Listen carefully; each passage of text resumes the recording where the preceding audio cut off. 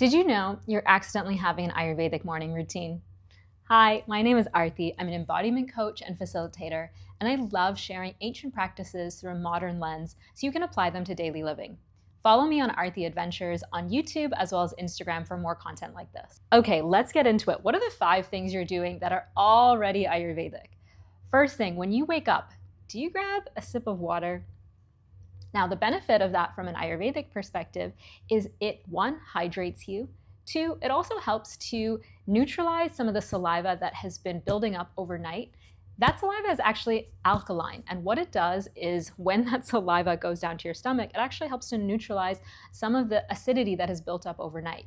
So there's more than one reason for drinking water first thing in the morning. Second, you might be doing this and have been taking it for granted your whole life, especially if you're South Asian. Do you start your morning by scraping your tongue? This is called an olyu in Gujarati. Now, when you scrape your tongue, it does 2 things. 1, it removes the ama, the toxins that build up on your tongue. 2, actually it does more than 2 things, but I'm only going to tell you 2. It also helps with your digestion as well, because it signals to the body, hey, there's some activity going on up here. We're going to have to start this digestive process later on in the day. 3, it's time for breakfast. What do you have for breakfast? I think a lot of people like to have some type of cereal, oats, and often you put cinnamon in it, right? Well, cinnamon is an excellent spice to have first thing in the morning because it stimulates your digestive enzymes. It helps to break down some of the heavier foods you're eating. An excellent, excellent part of a morning routine.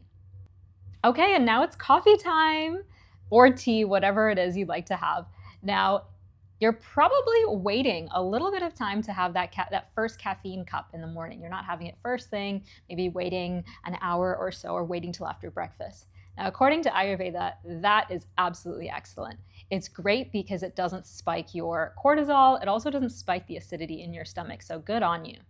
And then the last thing that you're doing, which you may not even realize, is when you are having that cup of coffee, are you grabbing your favorite cup? Like, don't you just have like a cup where you're like, oh, this is just my favorite cup. I love drinking out of this cup.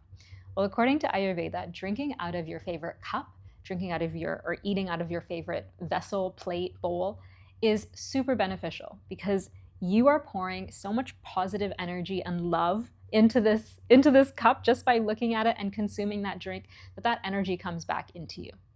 So now that you know all of these Ayurvedic practices you're already doing in the morning, tell me which one you are most proud of. If you follow me on YouTube, you know you always get a little extra deep dive. So let's get into it. Let's continue the conversation on Ayurveda and caffeine. Now, Ayurveda doesn't say you shouldn't have caffeine at all, but it does give some guidance on how to consume it. Of course, we know that too much caffeine isn't good for us, so that's sort of a no-brainer.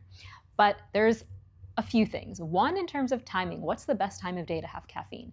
It's between 6 and 10 a.m., which is the kapha time of day. And that makes sense because kapha is this sort of like heavier, sluggish time of day. And caffeine has the qualities of being pitta, which means like very activating, very stimulating, a bit fiery and a bit acidic. So when you have caffeine at that time, it helps to boost you through some of that sluggishness. And you never want to have it on an empty stomach. So yes, between 6 and 10 a.m., but 6 if you're waking up quite early. You want to take an hour or so, have water, have maybe a meal first before you have your first cup of caffeine. The second thing is to consider how to consume it. Now, we all have different body constitutions or qualities. There's vata, pitta, and kapha. And if you know what you are, then you know how to balance that caffeine accordingly so that it best fits with your body type. Now, if you're vata, which means you're more of that cooler, drier type, you have more like slightly like restless energy, then for you need more grounding and warming. So when you have caffeine, you should be having it with more of like a fuller fat milk or complement with it. You can even put ghee in it. You can put warming spices like cinnamon and ginger in there, and that'll really make it a much more balanced beverage for you to drink.